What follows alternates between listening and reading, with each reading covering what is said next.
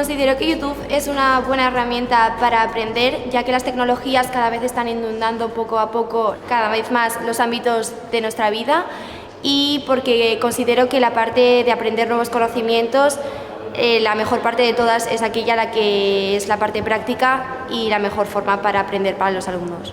Considero que YouTube es uno de los canales de comunicación más vistos hoy en día y por tanto tiene que formar parte como recurso educativo en el mundo de la educación. Vivimos en un mundo audiovisual y la educación deberá de ir donde estén los usuarios, y los usuarios a día de hoy están en YouTube. YouTube es una oportunidad de aprendizaje porque es algo inmediato y además se adapta a la motivación y al interés de cada uno. Porque los chavales hoy en día están en YouTube, entonces los profesores y los centros educativos tienen que estar donde estén los chavales. Bienvenidos a todos, buenas tardes. Como siempre, me gusta empezar las sesiones y las conferencias del programa de Educar para el Futuro 2016 dándole la bienvenida siempre a las personas que están en la sala y también a las personas que nos están escuchando por streaming, por videoconferencia, a los centros de la obra social de Huesca, de Logroño y de Guadalajara. Además de otras muchas personas que nos puedan estar siguiendo hoy por las redes, que seguro que son miles, por el tema del que se trata y por los participantes y profesionales que tenemos aquí hoy con nosotros, ¿no? En la mesa redonda Revolución YouTube como oportunidad educativa.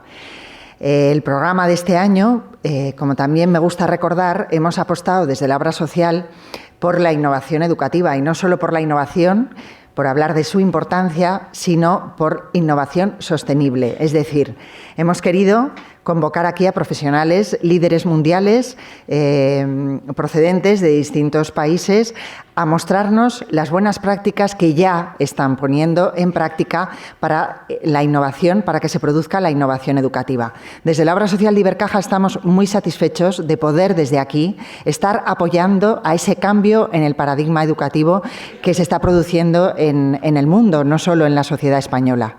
Hoy se daba a conocer el nuevo programa del Gobierno de Aragón en torno a la innovación educativa. Bueno, pues a nosotros nos satisface mucho estar apoyando desde todas las instituciones públicas, privadas, a los profesores, a los docentes, a los consejos de dirección de los colegios, a los padres, a los abuelos, a toda la comunidad educativa, ¿no?, proporcionando recursos que faciliten esa educación de los jóvenes del futuro.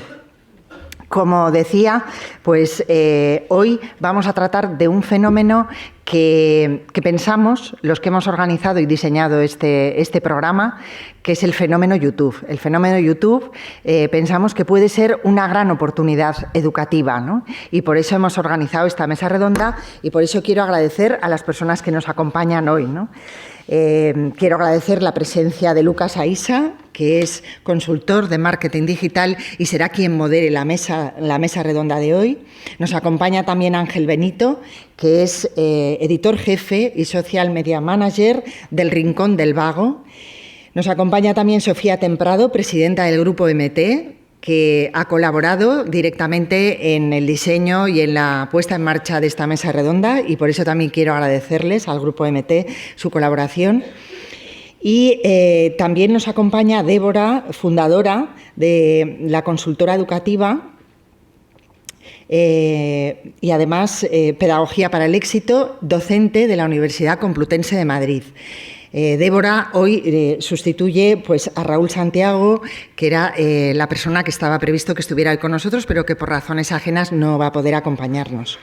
Y, por supuesto, también quiero agradecer y dar la bienvenida a Teresa Macetas. Teresa es bloguera y ahí donde la ven pues tiene más de 10.000 seguidores y, bueno, pues estamos muy contentos de que hoy nos acompañe también con nosotros. Y, bueno, recordarles que mañana tendremos el primer encuentro de Booktubers aquí en el Patio de la Infanta, el primer encuentro de Booktubers en Aragón. Es una actividad que, bueno, pues con la que también estamos entusiasmados de poderla llevar a cabo este año en el programa de Educar para el Futuro en las actividades dirigidas a los jóvenes. Bueno, pues sin más, recordarles que, bueno, pues que tienen una encuesta, que a la salida pues les agradeceremos, por favor, que nos hagan llegar todas las sugerencias, las observaciones. Además en soporte papel, las personas que quieran pueden hacernos llegar todos sus comentarios y sugerencias a través de la web de Obra Social, que estaremos encantados, como siempre, de recibirlas. Muchísimas gracias a todos ustedes por estar aquí hoy y por poder participar de esta mesa redonda, y muchas gracias a los profesionales y a los ponentes que nos van a acompañar. Muchísimas gracias a ti, muy buenas tardes. Agradecer, por supuesto, a Ibercaja por la invitación y por acoger este tipo de iniciativas que yo creo que son tan positivas, y por la valentía también de plantear y dar visibilidad a modelos que a día de hoy pues todavía son un poco alternativos, quizás, ¿no? Voy a empezar por educación presentándome yo también, como decías. Mi nombre es Lucas Aisa, yo soy consultor de marketing y comunicación. Mi trabajo es ayudar a marcas a definirse y a ver cómo esa definición la convierten en mensajes y cómo hacen que ese mensaje llegue a sus consumidores, cómo identificar puntos de contacto que en muchas ocasiones son a través de medios digitales y redes sociales, y hacer que ese mensaje fluya. Por eso digamos que yo sí que vivo en este entorno digital y estoy todo el día saltando en la brecha del abalago. En muchas ocasiones, pues bueno, intentando tender puentes entre los dos lados de la brecha. Por eso me parece fascinante, ¿no?, el podernos juntar aquí perfiles tan diversos para hablar de algo como YouTube y la educación. Si lo ideal que sería que la sala también interactuara con nosotros. Si queréis plantear algún tipo de cuestión a la mesa a los asistentes, aparte de poder, hay por ahí un par de personas con micros, o sea que podréis participar. Por supuesto, canales digitales, los que queráis. Si queréis a mí en Twitter, yo en Twitter soy calvo con barba, por razones obvias. Podéis enviarme, intentar en alguna de las 3 pantallas verlo. Y si queréis agrupar conversación, podemos utilizar todos un hashtag que sea YouTube Educa, con una sola E. Si alguno en la sala no ha entendido lo que he dicho en esta última frase, estáis en el lugar adecuado. Bienvenidos. Aprovecho para, bueno, pues presentar un poco los roles que quizás presentamos todos aquí en esta mesa. Tengo aquí a mi lado tengo a Débora, que como ya han comentado, vienes un poco cubriendo, lamentablemente no ha podido venir Raúl, pero bueno, yo creo que vas a aportar un montón de cosas positivas. Ella es la pedagoga del grupo, ella es la docente, la investigadora en cierto modo, y es la que nos va a plantear, o nos vas a poder aportar un montón de conocimiento de las nuevas teorías, nuevos procesos, nuevas fórmulas de cómo podríamos atacar la educación incorporando todas estas nuevas herramientas. ¿Es más o menos correcto lo que estoy diciendo? Muy correcto, pero sobre todo voy a aprender mucho. Bueno, entre todos yo creo que vamos a aprender. ¿Quieres contarnos un pelín en qué consiste el proyecto Pedagogía para el Éxito? Algo para que te conozcamos un pelín antes de empezar a hablar. Bien, de acuerdo, gracias, Lucas. Pedagogía para el Éxito es una consultora educativa y tratamos de asesorar a escuelas que quieran hacer una modificación en sus metodologías, sobre todo tendiendo a una metodología activa, participativa y colaborativa. Ese es el objetivo de Pedagogía para el Éxito. Perfecto, un pitch perfecto. En un momento perfectamente explicado. A su lado tenemos a Sofía. Sofía Temprado, presidenta de MT Educación. Vienes un poco, yo creo, a aportarnos la visión de una empresa que se dedica a incorporar todas estas nuevas tendencias, nuevos conocimientos, nuevas formas al mundo real, por así decirlo, y a través del proyecto Vías, a través de los proyectos que tenéis, incorporar ese conocimiento en colegios y ayudarles en estas dinámicas de incorporar nuevas fórmulas. ¿Es correcto otra vez? Correcto. Llevamos 25 años en el mundo educativo y ya hace 7, 8 que estamos acompañando a los centros en todo lo que es esta transformación en el momento en el que estamos, ¿no? De este salto de metodológico hacia todo lo que es la parte digital, ¿no? O sea, un rol de guía y de acompañamiento en la incorporación de todas estas nuevas tendencias. Perfecto, seguro que nos aportas un montón de conocimientos también. A mi otro lado, que ya no sé esto es derecha o izquierda, según miréis, aquí tengo a Ángel. Ángel es alma mater de una de las webs históricas de referencia, quizá no tan bien vista por algunos profesores, quizás mejor vista por algunos alumnos, como es El Rincón del Vago. Además de esto, o como consecuencia de ello, también eres ahora mismo el responsable de Orange Educación en España, esa joint venture que habéis creado. Y además de esto, eres abogado digital, especializado en nuevas tecnologías, con lo cual tienes muchas visiones que aportarnos a la mesa. Vamos a ver qué podemos hacer, Lucas. En todo caso, permíteme, por favor, agradecer a la organización de MT la Educación por esta invitación. Vuestra hospitalidad, estaré siempre agradecidísimo por cómo me habéis recibido. Y a toda Zaragoza es la primera vez que nos invitan a una charla educativa. Nos han invitado a charlas sobre modelos de negocio en Internet, sobre social media, pero nunca el núcleo de la educación, y por lo tanto muchísimas gracias. No es más que una demostración, yo creo, de apertura de mente de muchos de los aquí presentes, que es desde luego digno de agradecer. Y por último, y no por ello menos importante, Teresa Sanz, también conocida como Teresa Macetas, blogger y ejemplo de que tener un canal en YouTube no es echarse a perder. Si leemos la bio, en su bio dice: 19, estudiante de Derecho y ADE, intento de youtuber de moda y maquillaje, todos los domingos en mi canal. Todos los domingos publica un vídeo de diferentes temáticas. Vídeo, para que os hagáis una idea, tienes ahora mismo a puntito de los 60.000 suscriptores en YouTube, estás en 24.000 en Instagram, también en Twitter, vamos, que no pierde el tiempo durante el día, ¿vale? Y tú nos podrás aportar, entiendo, la visión, desde luego, de una persona de 19 años, absolutamente rodeada de tecnología y metida de lleno por vocación y por educación, o sea, porque quieres en educación, porque ahora sigues todavía en periodo de formación. Efectivamente, poco a poco vamos aprendiendo de las nuevas tecnologías, al igual que todos.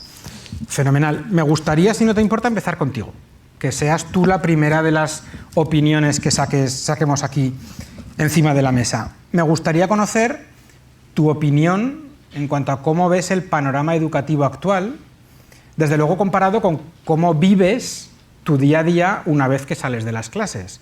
Saber si hay diferencias entre lo que tú y tus amigos, tus amigas, vivís y cómo sois percibidos cuando entráis en clase.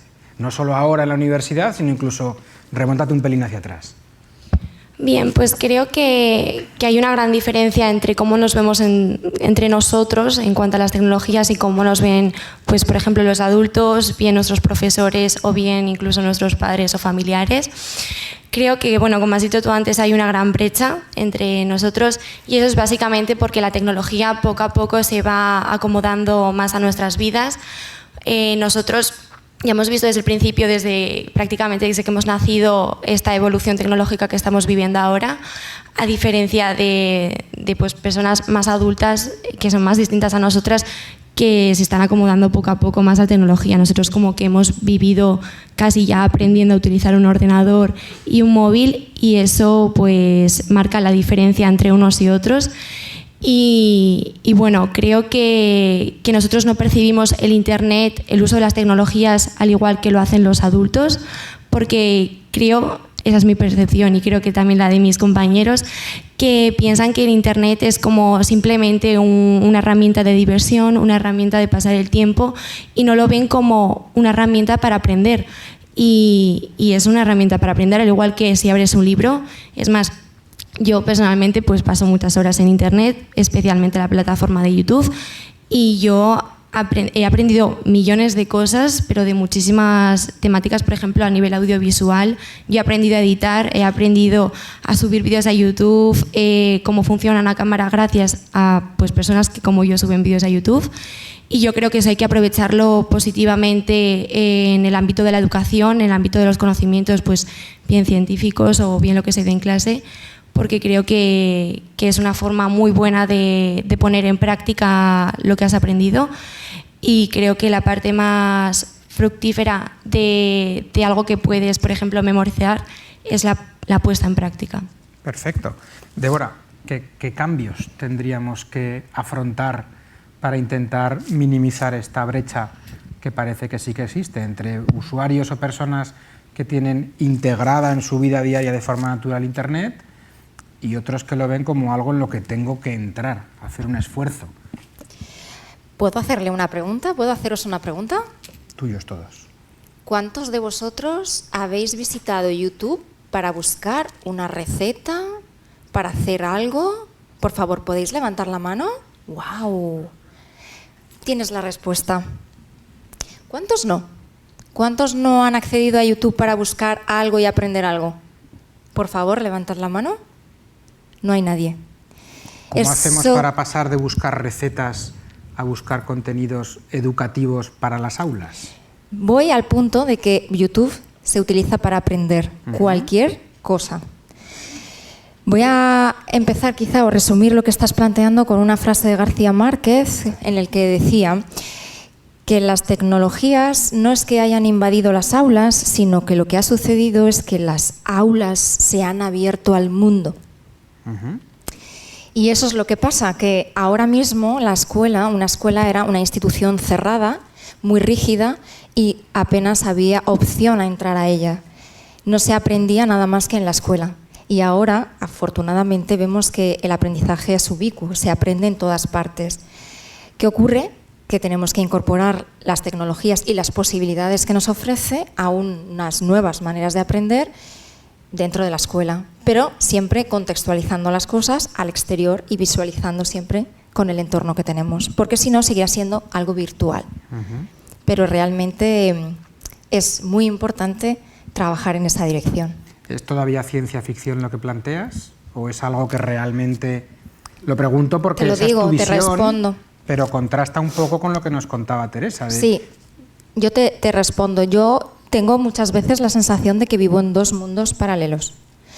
Uno, en el que me rodeo de profesionales que ya están haciendo cambios, centros que son conscientes de que tienen que hacer un cambio, y luego veo la educación y otros centros y otros profesores que siguen pensando como a principios del siglo XIX.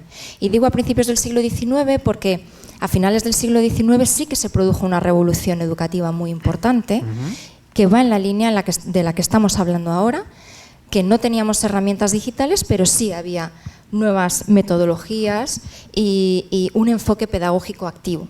Lo que pasa es que las tecnologías nos han abierto esas opciones, las opciones de abrir, colaborar, de trabajar en aprendizaje cooperativo, de hacer herramientas de manera colaborativa, de crear herramientas. Eso es lo que ha permitido la tecnología digital. Vale. El crear, el abrir, el despertar diferentes posibilidades, pero que pedagógicamente ya estaban.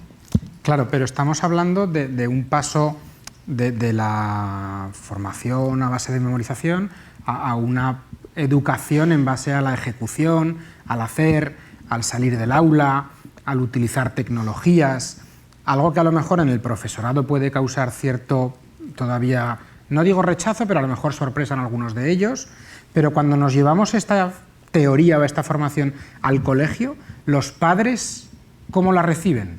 Porque a lo mejor estamos centrando el discurso en el profesorado, pero a lo mejor el padre dice, no, yo quiero que mi hijo esté controladito en clase, aprendiendo lo que tiene que aprender. Ya pierde el tiempo en casa.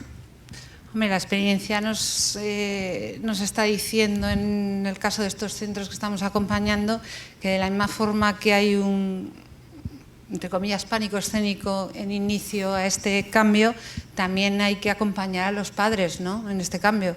Evidentemente siguen queriendo recibir esas tareas en casa, en esa agenda apuntada, ese necesito saber dónde está mi hijo, qué tiene que hacer para el día de mañana, y el cambiar la metodología de trabajo con ellos también se traslada, ¿no?, a las familias, donde antes no tenían contacto con su tutor más que a través de esa agenda o esa visita ya es constante, es continua, el alumno ya tiene una comunicación directa con su profesor, y esto también hace pues que sean más autónomos a la hora de planificar su trabajo y de hacer seguimiento, ¿no?, diario. Entonces sí, hay que acompañar esa gestión, hay que gestionar esa incertidumbre con los padres. Vale, que también es un trabajo continuo, constante, en el que vender que Internet no es una pérdida de control, sino que a lo mejor incluso es lo contrario, es un mayor control o un mayor seguimiento, y es muchísimo una profundidad más en el conocimiento, si pones de tu parte, claro. Sí.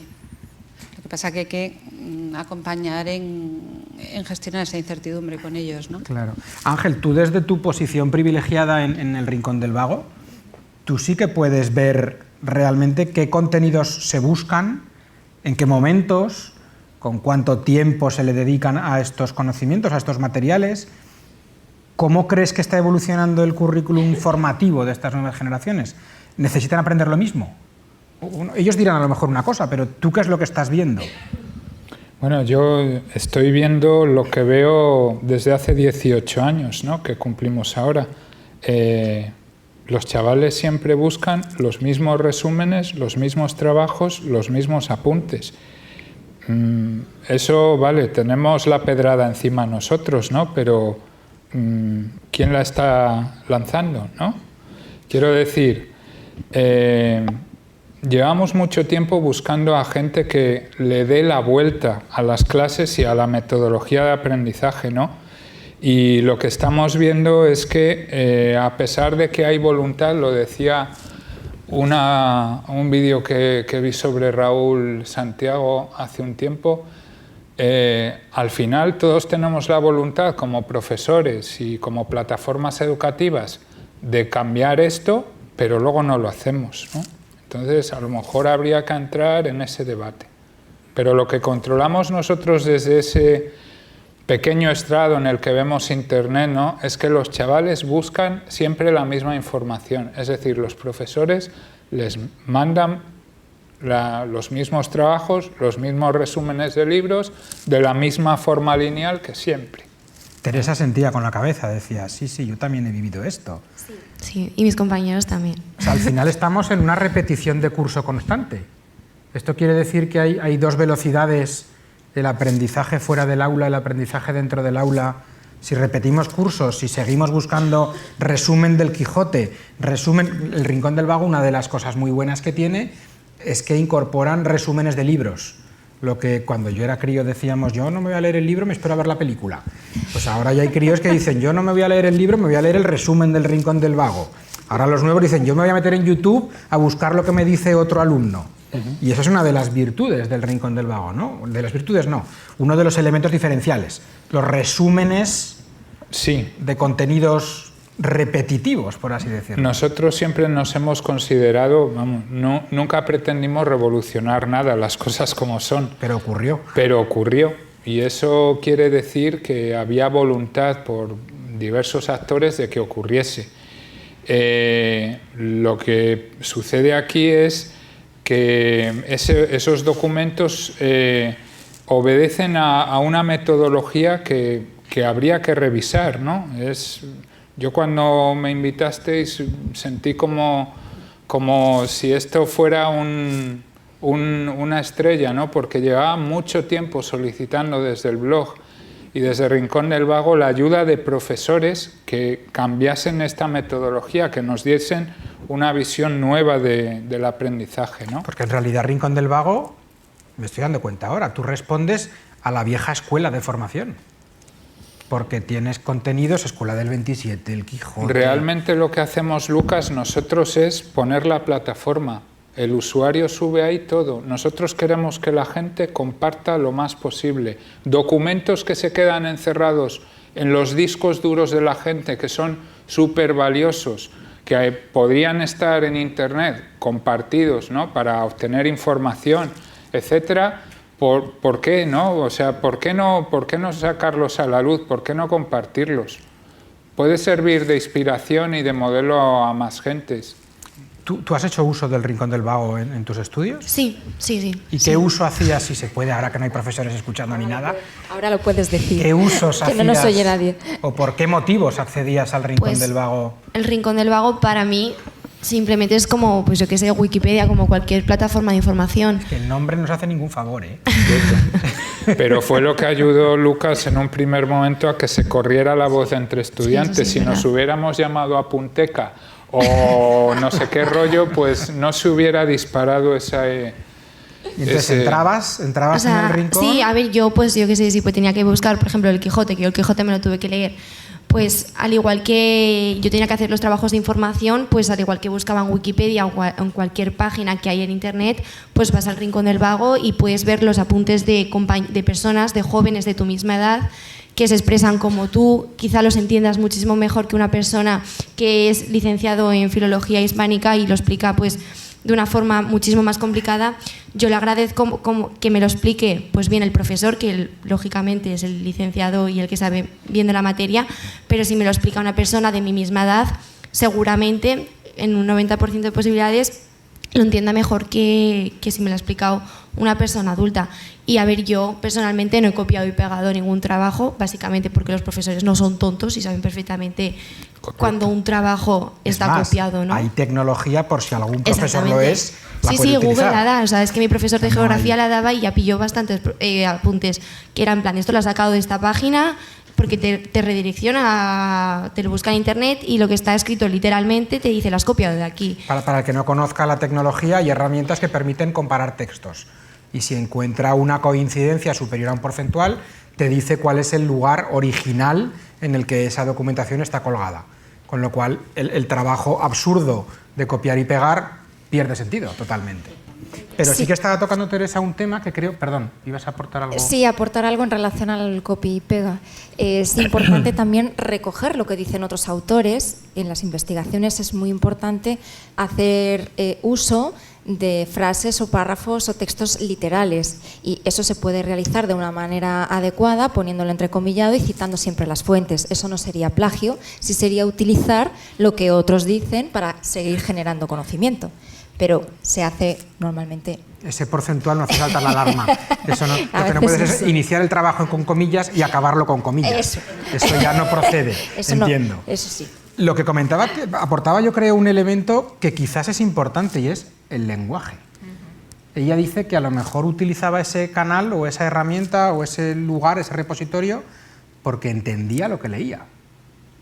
Puede ser que estemos utilizando lenguajes, y no entro todavía en el audiovisual versus texto, que quizás habría que tocarlo, pero incluso en la forma de expresión, ¿estamos sabiendo hablar como nuestro receptor de mensaje? No, pero eso no va a ocurrir nunca. Quiero decir, de toda la vida, Vygotsky además lo planteaba así, hay una zona en la que los niños aprenden de los niños, los alumnos aprenden de sus alumnos. Y eso tenemos que saberlo, que eso funciona así y que es preferible que sea así. El profesor es un guía que va orientando el aprendizaje y se puede aprender de tu profesor, pero también de los compañeros. ¿Qué ocurre? Que las metodologías activas y colaborativas lo que hacen es proponer espacios dentro del aula para que eso suceda, para que haya interacción social entre los compañeros y entre ellos puedan aprender. ¿Por qué? Porque van a compartir y dialogan y utilizan unos códigos que son generalmente más afines que lo que yo les pueda contar, porque por mi historia, por mi experiencia, por mis años, no van a coincidir al 100%. Pero es el aprendizaje entre iguales, o es el aprendizaje de grupo. Es el aprendizaje de iguales y tutorías por pares que se pueden hacer perfectamente dentro de las aulas si utilizas el espacio adecuado y si organizas los espacios adecuados y tienes un profesor que puede orientar. Eso no es una clase de 35 sentados en un pupitre y un profesor con el dedo levantado. No, claro, eso es una clase, lo que tú estás describiendo, centrada en la enseñanza. Yo lo sé todo y se lo explico a mis alumnos porque yo lo sé todo. Vale. Lo que yo propongo es espacios centrados en el aprendizaje. Yo os ofrezco estas herramientas para que vosotros aprendáis y yo voy orientándoos porque más o menos estoy formado para conocer cómo se puede aprender y voy a ir ofreciéndoos actividades diferentes para que vuestro aprendizaje sea lo más significativo posible y que sea profundo, no superficial o estratégico. Me lo estudio, me lo memorizo, lo vomito en un examen y al día siguiente no me acuerdo. Estamos haciendo un recorrido, creo que era Bloom, si no recuerdo mal, el que hablaba de pasar del recordar hasta, eran 6 estadios y llegabas al crear. ¿No es más enriquecedor el intentar formar creadores? Y yo te podría definir como creadora. Me da igual que estés estudiando A de Derecho, me da igual, al final una de tus ramas por las que eres conocida es por tu capacidad de creación, ¿no? De crear contenido, efectivamente. Bueno, bien, de crear X. Tú puedes estar creando contenidos, otra persona puede estar creando pinturas y otra persona puede estar creando poesía. ¿no es más enriquecedor el formar creadores que el formar memorizadores, o como se diga, o recordadores? Es que en realidad la memoria tiene si no tiene sentido, si no le das un significado a algo, la memoria es muy corta. Tiene un tiempo limitado, desaparece. El lenguaje informático es si RAM. no le das ese sentido a lo que has aprendido. ¿Y eso se puede hacer? ¿En tu experiencia aplicada eso es viable? Se está escuchando, eso es lo que se genera en el momento que el entorno es acorde a esta situación para ellos, ¿no? ¿Nos puedes definir qué es ese entorno? Ese entorno significa que en el momento que tú has acompañado al equipo docente hacia una transformación en la metodología de trabajo, en el momento que ellos están trabajando por proyectos, en el momento que tienen unas herramientas acordes a lo que están en su vida diaria, como son móviles, como todo tipo de tecnología que tenemos alrededor, en ese momento ellos, ese entorno acompaña a que empiecen a crear y empiezan a generar, con lo cual realmente es que se está originando que su curiosidad aumenta y por tanto esa capacidad de creación brota con naturalidad, ¿no? Pero a crear, y esto es opinión personal mía, se aprende creando.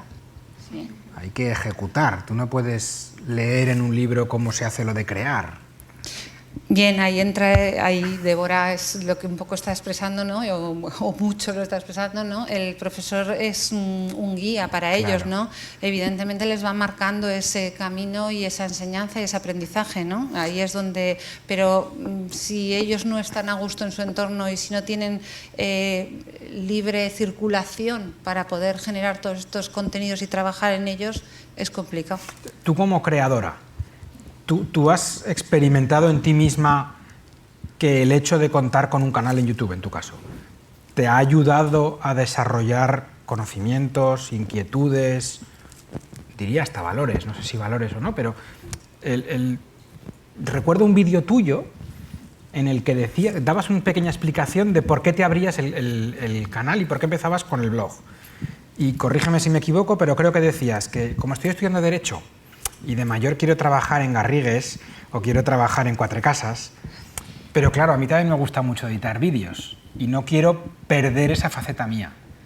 Y por eso te obligas abriendo un canal en YouTube, porque hay una faceta que es el compromiso público, en cierto modo es una obligación total, ¿no?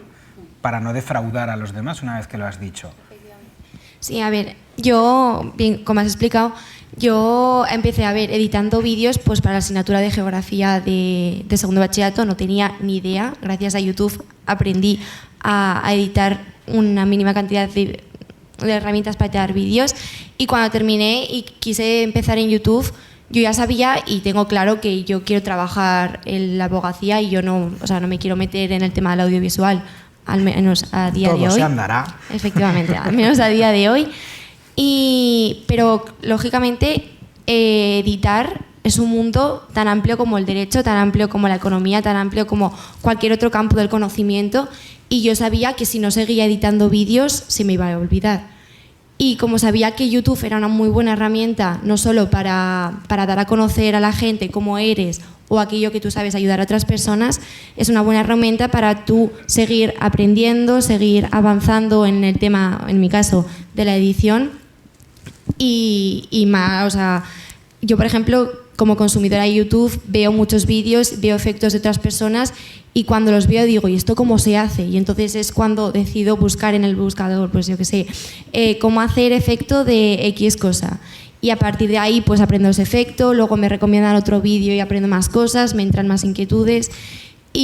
Pero es una metabúsqueda dentro de YouTube. Tú buscas en YouTube cómo hacer algo para YouTube. Exactamente. Sí, claro, pues en mi caso pues editar vídeos, yo no sabía editar, entonces pues buscas como tutoriales de personas que de tu misma edad o bien de la edad que sea, de cómo lo hacen y es una forma de aprender con otras personas y en plataformas nuevas y de la misma forma que podría ser o incluso mejor que en una Podríamos clase. decir que ha ampliado tus fronteras, por lo tanto. Sí, efectivamente, o sea, del buscar solamente en un libro o recurrir a un profesional a buscar gente como yo que sube vídeos en YouTube y explica lo mismo que te explican en los libros o incluso mejor. Claro, hablamos de contenido estático versus contenido dinámico, ¿no? Contenido que se autogenera, a lo mejor por la comunidad, que evoluciona, que está siempre al día, versus el documento maestro que alguien iluminado algún día creó y aprobó.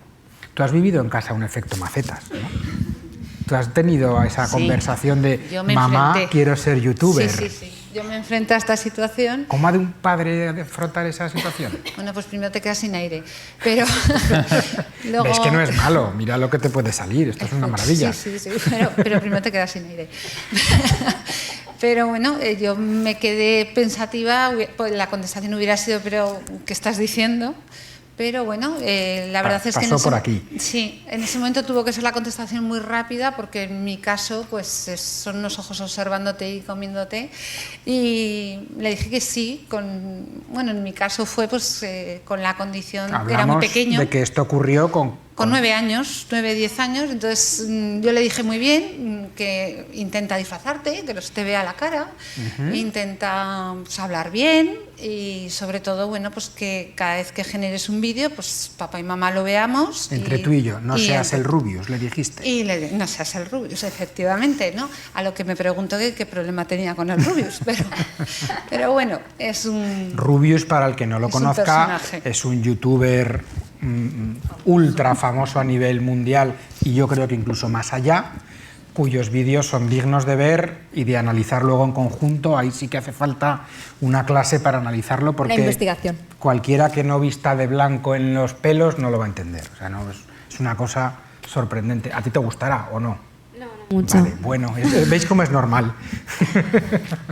Perdón, que te he interrumpido con la historia. Le pusiste una serie de condiciones, entre comillas. Él ha ido avanzando y bueno, pues sí que es cierto pues que hemos visto que su curiosidad aumenta, un poco como ha explicado Teresa. Él cada vez ¿Qué edad tiene ahora? Ahora tiene 13 recién cumplidos. O sea, hablamos ya de hace 4 añitos. Hace 4 añitos ya quería ser, sí.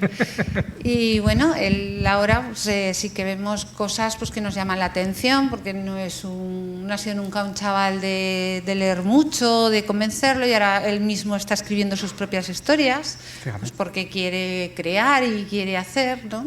Y bueno, pues también pues, está su espíritu de crítica ante lo que le gusta y lo que no le gusta, pues también vemos que va un aumento, ¿no? Pero indudablemente él está en ese entorno, con lo cual ahora me doy cuenta pues, que hubiera sido un error decirle que no en ese momento, ¿no? Como pedagoga, ¿tú crees que el hecho de tener este canal es lo que está tirando de él y está haciendo que su orgullito o su no sé qué?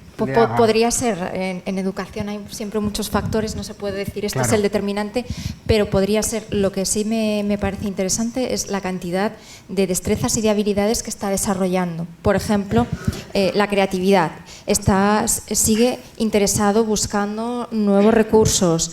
Su capacidad de autoexigencia cada vez es mayor, porque cuando uno es creativo y crea cosas, al final va queriendo cada vez hacerlo mejor, y eso requiere pues un nivel de exigencia cada vez más alto, un nivel de perfeccionismo, de disciplina, de trabajo, de esfuerzo, con lo cual son muchas de las habilidades las que se pueden estar desarrollando a la hora de editar, de está hablando, con lo cual la comunicación lingüística también y la expresión mejora. Es que son muchos factores. Claro, quizás algunos padres lo que ven es te pegas el día encerrado en tu habitación. Ese encerrado en la habitación en realidad no estás sola en tu habitación. Yo eso lo escucho todos los días. Porque yo llego a casa, me encierro en la habitación, estudio, hago los deberes y estoy con el ordenador. Pero si piensan que estoy con el ordenador viendo, yo que sé, una película, una serie, lo que sea, o viendo vídeos en YouTube, simplemente con la finalidad de entretenimiento. Y no, yo en cambio estoy pues siempre descubriendo cosas nuevas, estoy aprendiendo recetas, yo sigo muchos canales de cocina, también no es que sea muy buena, por ejemplo, en las matemáticas, y siempre yo estoy suscrita a varios canales de matemáticas que te explican los ejercicios una y otra vez, lógicamente, las veces que reproduzcas esto, y lógicamente estoy todo el rato aprendiendo cosas nuevas, o sea, no simplemente estoy encerrada en mi habitación viendo cosas por puro entretenimiento. Mira, qué interesante, perdona lo que acaba de decir, porque ella dice, los vídeos los veo una y otra vez, lo paro, lo rebobino, lo echo hacia atrás, eso es lo que te permite un vídeo, claro, que no te permite parar al profesor, ¿no? Al profesor en clase no le dices, esto... A veces lo pararías. Bueno, no, lo paras aquí, ¿no? Aunque él sigue hablando. El problema es que tú lo has parado aquí y te has quedado ya en la primera parte y el profesor avanza. Pero tú puedes parar el vídeo tantas veces como necesites revisar para comprender algo, mientras que al profesor que está todo el tiempo hablando no le puedes parar ni echarle para atrás, no le puedes parar. Lo paras aquí, sí, pero no aquí, ¿no? Es tecnología al final. Entonces cada uno adapta el tiempo que necesita para el aprendizaje las veces que quiera. Claro, es que al final estamos consiguiendo, por lo tanto, formación adaptada a mi velocidad comprensiva, de comprensión. Así no meto la pata. A mi capacidad de comprensión y a mi capacidad de razonar, comprender y asimilar este contenido, ¿no? Eso es lo que estamos hablando. Adaptar al ritmo de cada uno. Hay una cosa de esta mesa, y lo voy a decir, ya lo siento, que me sorprende un poquito. Tenemos al Rincón del Vago. Estamos hablando de una mesa que se llama Revolución YouTube para la Educación. Rincón del Vago no tiene canal de YouTube. Ahí me has pillado, Lucas. ¿Qué haces aquí? ¿Por qué no tenemos un canal de YouTube en el Rincón del Vago? Bueno, pues la razón básica es que, como tú sabes que eres profesional de social media, Lucas, las empresas, las marcas, las plataformas no tienen por qué estar en todas las redes sociales o en todas las plataformas que se vayan creando, ¿no? Sino en aquella donde realmente tengan algo que aportar. Nosotros siempre nos hemos definido como una plataforma de intermediación, pero si sumamos una plataforma de intermediación a YouTube, ya son dos plataformas de intermediación. Quiero decir, no somos creadores de contenido nosotros. Ahí quería yo llegar. Sois una representación perfecta de lo que en terminología de Internet se llama el User Generated Content, el contenido generado por el usuario. Eso es. ¿Puede estar ahí el origen del por qué no estáis presentes? Efectivamente.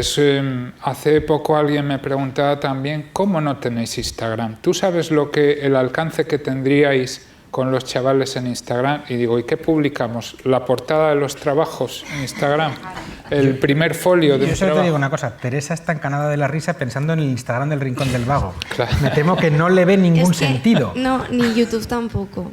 Porque bien, ellos bien lo han dicho, ellos no son los que crean el contenido. O sea, por ejemplo, él no es el que se pone en el escritorio a escribir el resumen del Quijote. Sí que podrían hacer un canal de YouTube en la que los alumnos, por ejemplo, mandan sus trabajos que pues han tenido que grabar en vídeo. Por ejemplo, yo el año pasado tenía que grabar temas de geografía aprendidos de memoria delante de una cámara. ¿Qué uso tiene eso? No, eso ya es otra discusión, vale. Eso es otra cosa. Pero, o sea, que por ejemplo, si hay gente o hay alumnos que tienen vocación de profesores, por ejemplo, ellos mismos, en vez de subir a la plataforma el texto redactado, pueden aparecer ellos mismos delante de una pizarra escribiendo las cosas. Entonces, eso sí que lo vería más para el Rincón del Vago, pero tal como ellos subiendo sus vídeos propios, yo personalmente no... Te da la risa. No le veo el futuro. Nosotros, Lucas... Es buena idea, lo que te acabo de decir. Desde luego. Yo la anoto, me voy de aquí con un montón de ideas, tanto de las charlas previas como de esta mesa redonda, ¿no? Y vengo con el radar porque vengo dispuesto a escuchar, a innovar y a decirle a Orange, que es la gran marca que acoge Rincón del Vago, cómo podemos seguir haciendo cosas en educación juntos, ¿no? Las plataformas, los estudiantes, los profesores y toda la comunidad educativa. Simplemente decir que lo que te decía antes, no estamos en YouTube porque no hay que estar en los canales donde no encuentras un sentido de estar, ¿no? Está claro. A mí me decían hace poco que es posible encontrar a profesores que hicieran determinados trabajos en YouTube, ¿no?, por una escasa cantidad de dinero. Aparte de problemas, digamos, éticos, ¿no?, por así llamarlo, es también el decir si ese contenido es cosa de la que a lo mejor hablaremos luego, es propietario, se puede compartir con los demás y qué uso le damos al contenido, ¿no?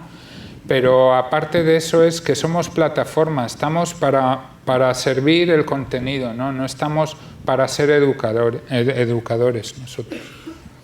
Dime. Al hilo de lo que estás comentando, Ángel, además a mí me parece especialmente importante resaltar que no solo está YouTube como plataforma de aprendizaje, claro.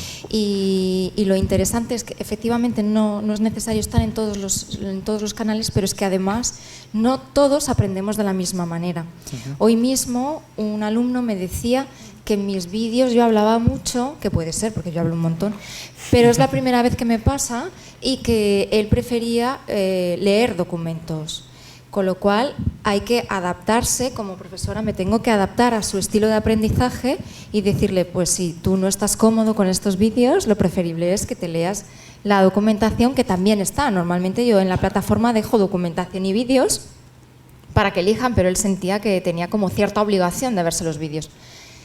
Así que no es algo descabellado, es decir, que lo interesante es la flexibilidad y tener espacios versátiles para que los usuarios podamos encontrar dónde aprendemos mejor, porque hay veces que es más interesante para determinadas cosas pues ofrecer la lectura de un documento que visualizar un vídeo. Eso nos llevaría a otro debate, perdona Lucas, que eso ya se nos iría al horario, de si vamos a dejar de leer por ver contenido audiovisual en el futuro, ¿no? Yo creo que no, vamos, pero... Pues fíjate, hay un autor, Nicholas Carr, escribió un libro hace no demasiado en el que hablaba de lo que Internet estaba haciendo a nuestras mentes, y en el que lo que ponía sobre relieve es que estamos malacostumbrándonos a picotear demasiadas cosas y estamos perdiendo la capacidad de profundizar en el contenido. Los multitasking, los multipantalla, los multi nos hacen que no profundicemos, y quizá es un rayo de esperanza eso de yo prefiero leer para enterarme. De hecho, podemos aprender cuestiones muy puntuales y cosas muy prácticas en YouTube, pero realmente si quieres profundizar siempre tienes que documentarte de otra manera y llegar a otras fuentes. O verlo varias veces y aplicarlo. O verlo varias veces, no, claro. Sí, pero eso como en todo. Yo creo que no solo tenemos que fijarnos en la fuente de información, sino que hay que fijarnos tanto en lo visual como en lo escrito. Eso pienso yo. O que cada uno aprende de una forma diferente. Claro. Iríamos también un poco pues, a la teoría de las inteligencias, y hay que ver las fortalezas, claro. ¿No? Yo creo que lo que no vale es café para todos. Eso es cada vez menos. Cada vez menos, y yo creo que los docentes pues, cada vez pero la quizás cada vez menos porque cada vez conocemos más parte del menú. Igual hace unos años solo conocíamos café, sí. Y ahora quizás sabemos que hay primero, segundo, postre, merienda, entre comida, hay picoteos, sí. Y estamos obligados a hacer uso de todos los platos del menú. Sí, pero no en todo y para todo, sino elegir el menú, y el primero aquí, el segundo aquí, el tercero aquí, el postre. Hoy yo estoy saturado, pues no hay postre. Vale. Poder adaptarlo a todo. Entendido. Ayer, o antes de ayer, no me acuerdo, leía un artículo en Medium de otra historieta, y casuales cosas de la vida, o que Google sabe más que yo de lo que voy a hacer dentro de unos días, tenía relación con temas de educación. Yo no sé esto cómo lo harán. Y hablaba, era muy curioso, del uso de las Oculus Rift, de las gafas de realidad virtual, en el mundo de la educación.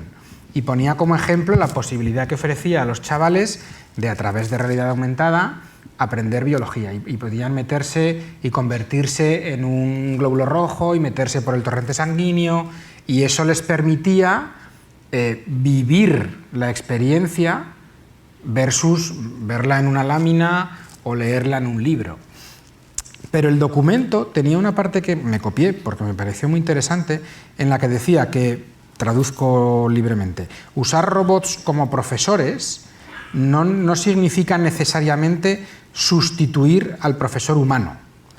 Ceder parte del proceso educativo a las máquinas le da a los profesores más tiempo para prepararse y para crear contenido educacional, para monitorizar el desempeño de cada estudiante y adaptar las lecciones a la curva de aprendizaje individual de cada uno de ellos.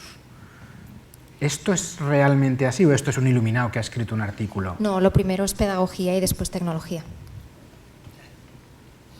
Ahí me quedaba ya no sé qué decir a Quiero esto. decir que primero hay que enfocar bien qué es lo que quieres conseguir de tus alumnos, Vale. y luego utilizar todas las herramientas que tienes a tu alcance. Perfecto. Entonces, ¿puede ser que exista un miedo a la incompetencia digital por parte del profesorado? Sin duda. Correcto, afirmo. ¿Puede ser que estas posibilidades de las tecnologías que los posiblemente mal llamados nativos digitales tienen integradas en sus vidas, a los que ya peinamos canas, nos supera en cierto momento? Y no entendemos lo que decías tú al principio, de ¿qué hace con el móvil? Sí, yo me he encontrado claustros de profesores que me han dicho, es que si toda la vida lo hemos hecho así, no sé por qué tenemos que meter ahora esto de los ordenadores en clase. No lo entiendo. Y la razón es que toda la vida se ha hecho Claro, así. lo hemos hecho así toda la vida, con La lo razón cual de peso clásica. no estamos, como define la UNESCO, el criterio de pertinencia de la educación es hay que adaptarse a las demandas sociales, y Vale. no estamos adaptando a nuestros alumnos a las demandas emergentes. Vale, perfecto. Asumamos ese posible miedo a la adaptación tecnológica. ¿Cuál consideras o consideráis que debería de ser el rol que juegue el profesor? Y quizás podemos dividir la pregunta por estadios de edad o de formación.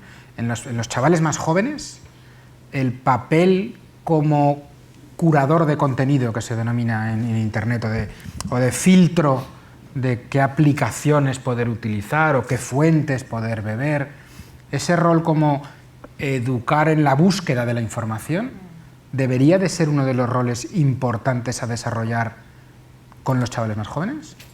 Con los más jóvenes y más adultos. ¿También? Sí, voy a explicar. En primer lugar, para mí muchas veces pongo este símil para que se entienda. Un educador para mí es como un arquitecto a la hora de hacer un edificio. Lo primero que tiene que hacer es un esbozo, hace un diseño, lo pone en un papel.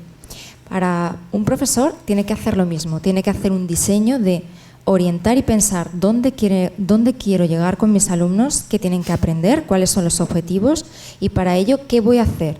Incorporar estas metodologías, voy a hacer estas tareas, voy a incorporar estas herramientas. Ese es el diseño que yo tengo que hacer como profesor para que tú, alumno, consigas aprender todas estas cosas. Es crear como una especie de itinerario de camino.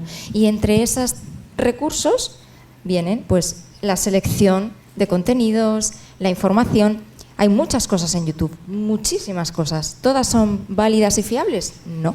Así que tenemos que ofrecer a nuestros alumnos, decirles, contrasta la información, busca, selecciona y después crea. Lo que pasa que indudablemente hay que acompañar a los docentes actuales en este camino, ¿no?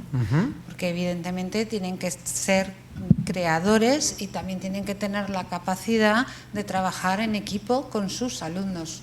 Yo ya veo momentos en aula donde el profesor incluso está aprendiendo con el alumno. O sea, esto se da. Van mucho más avanzados en creación de contenidos que a lo mejor en ese momento, pero ahí hay un compartir conocimiento tremendo. No puede ser, una pregunta desde el otro lado desde el de la rincón del educación, vago. desde el rincón. ¿No puede ser que el libro de texto y en general el programa educativo os comprima? O sea, sean como paredes que van estrechando vuestro camino para llegar a ese tipo de enseñanza. O sea, tienes que llegar al final del libro, apáñatelas es que eso como no, puedas. Eso es otro debate, pero te voy a responder porque ahí me has tocado el punto débil.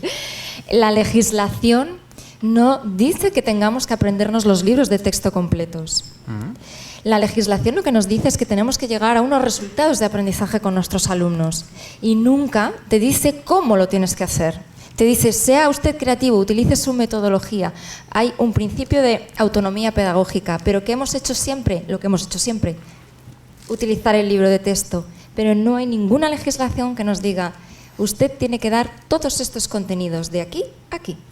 Ese es uno de los errores más grandes, es que se ha centrado la educación en el contenido del libro de texto y se ha perdido el foco de Pero dónde tengo que yo te llegar. aseguro por la educación de mi hija, tengo una hija de 10 años, que es en tal semana hay que haber llegado al tema tal y en tal, justo antes de Semana Santa, hasta aquí. Sí, soy consciente de ello. Yo y tengo lleva dos así hijos. desde los 6 años, ¿eh? O sea que... Pero eso es un error de interpretación grandísima de la legislación. Cuando hay profesores que me dicen, no, pero es que nosotros trabajamos con estos libros de texto, ¿por qué?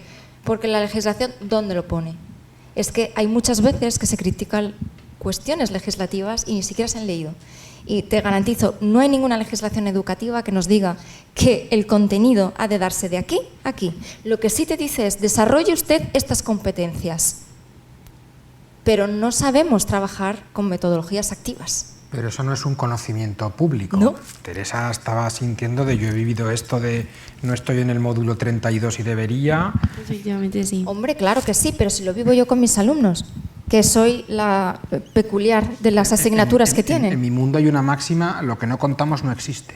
Lo que no comunicas no existe.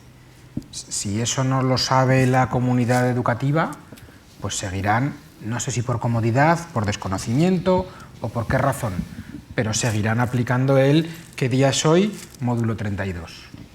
Se hace así, pero no se debería hacer así. Vale. Y no hay ninguna legislación que te diga lo contrario. Tampoco es fácil girar un plan de un centro completo. Es decir, de lo que estamos hablando aquí muy tranquilamente, pero no es sencillo. El nivel de esfuerzo que está requiriendo toda esta aplicación al profesorado, al centro, es importante. Estamos viendo muchas experiencias de aula, de profesores innovadores, de todo, pero realmente casos y que están siendo motores, ¿no?, de sensibilizar a toda la comunidad educativa, pero realmente lo complicado y lo difícil es hacer un plan de centro que realmente, porque afecta a todos los que es realmente segmentos. Vuestro fuerte. Ahí es donde vosotros estáis aportando. Volviendo a un comentario que dejabas antes, en el que decías que había profesores que estaban aprendiendo de la mano del proceso educativo con los chavales. Totalmente. No, se está perdiendo, no sé si es bueno o es malo, pregunto, el rol del profesor que lidera el aprendizaje con el ejemplo, porque no está capacitado para seguirles el ritmo, o es que ahora no tendremos que seguir por allí. Yo creo que lo que se está, en el momento que vives esta experiencia, lo que te encuentras como realmente empieza a aparecer la comunidad de aprendizaje, cosa que antes no. ¿Nos puedes definir el concepto de comunidad de aprendizaje, por favor? Donde todos aprenden. Es que todos comparten conocimientos, todos participan en hacer crecer un proyecto y eso realmente en la práctica se ve. Mira, sí, yo soy profesor y soy un referente para mis alumnos y yo no tengo interés, curiosidad, motivación por aprender y descubrir cosas nuevas. ¿Cómo voy a trasladarle a mis alumnos lo fantástico que es descubrir cosas nuevas? Lo fantástico que es ser un glóbulo rojo y sumergirte en ese torrente sanguíneo. Es que a mí me parece fantástico. Y si tú no trasladas eso, no puedes conseguir que tus alumnos tengan esa esencia de voy a aprender, voy a seguir disfrutando del aprendizaje. Además, lo que comenta Débora es lo que estamos viviendo nosotros, que realmente ves cómo los profesores recuperan muchísima ilusión por su profesión. ¿Tú has vivido esa experiencia de ver al profesor que se ilusiona contigo y que...? En algunos profesores sí, en otros no.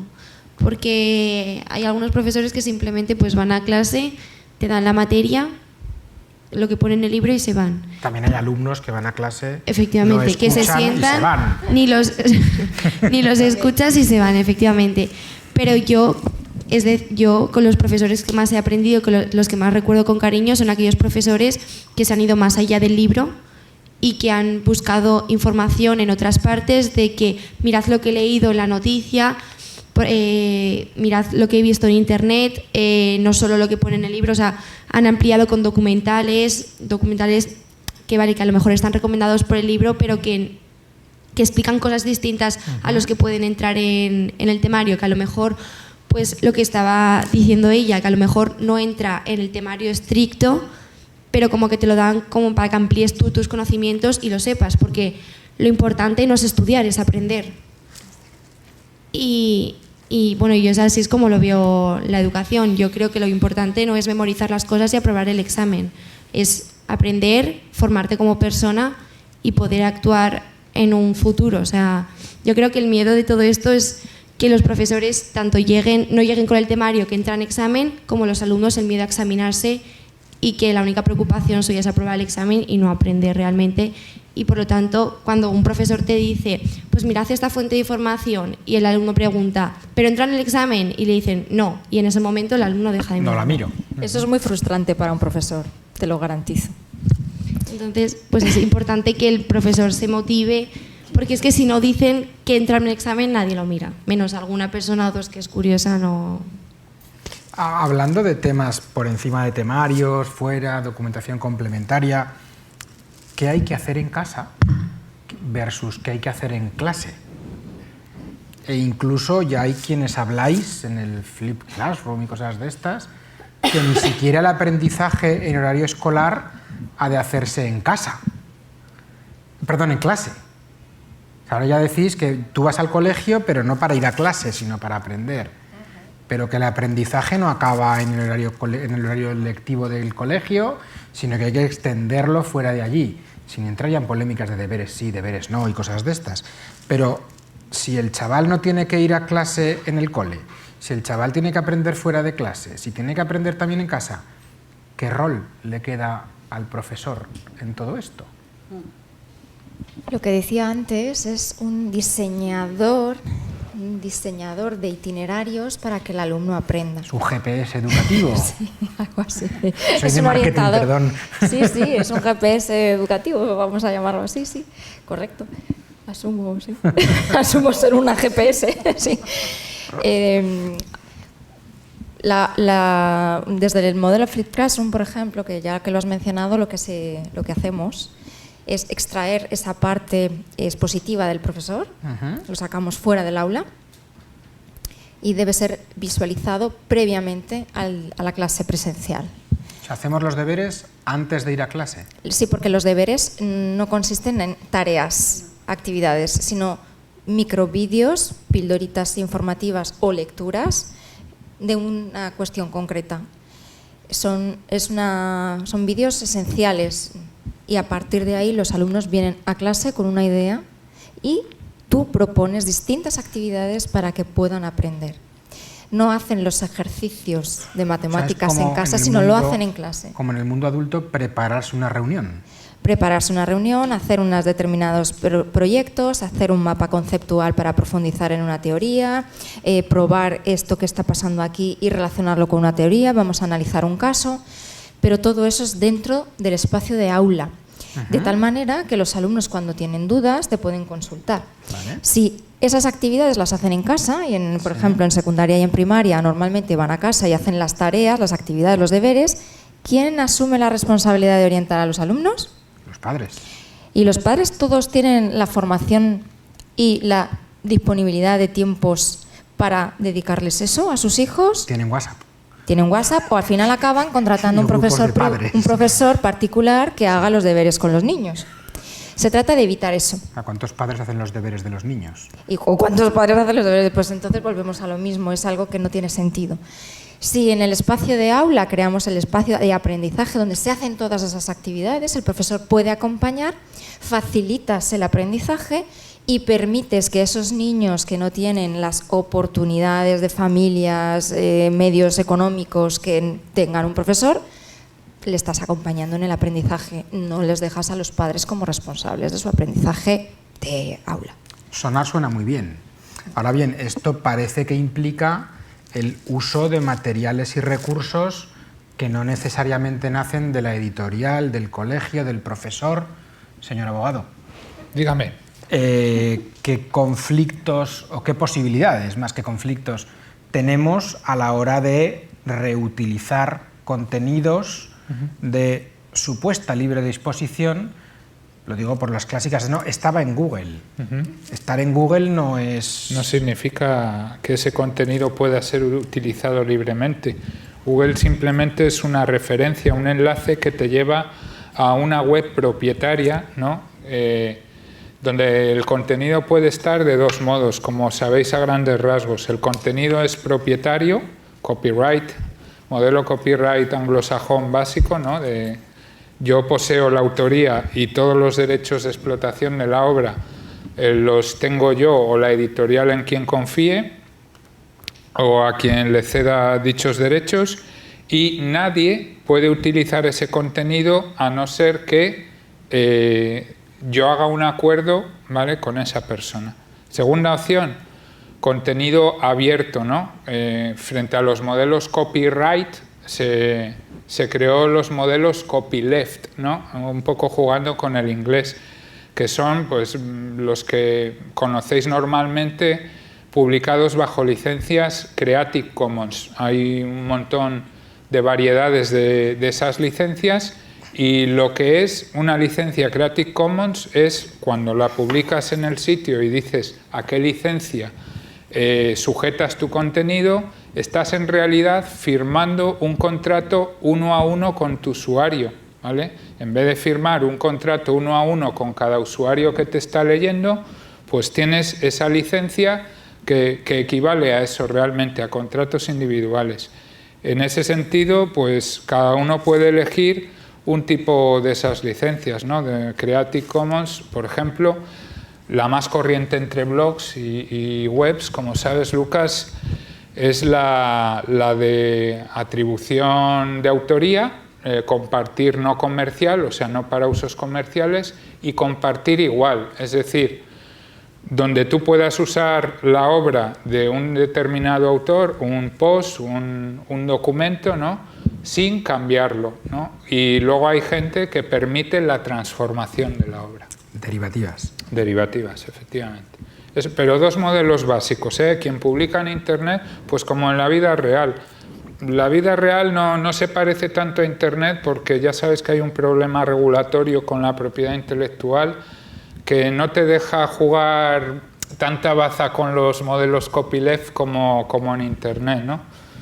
Pero bueno, digamos, o modelo propietario, yo me atribuyo todos los derechos, o modelo copyleft Creative Commons, ¿vale?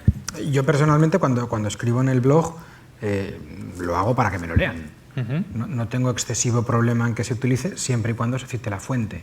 Efectivamente. Tú como creadora, ¿cómo ves el hecho del uso? ¿Tú te imaginas que algún día algún profesor utilice un vídeo tuyo de YouTube como material formativo?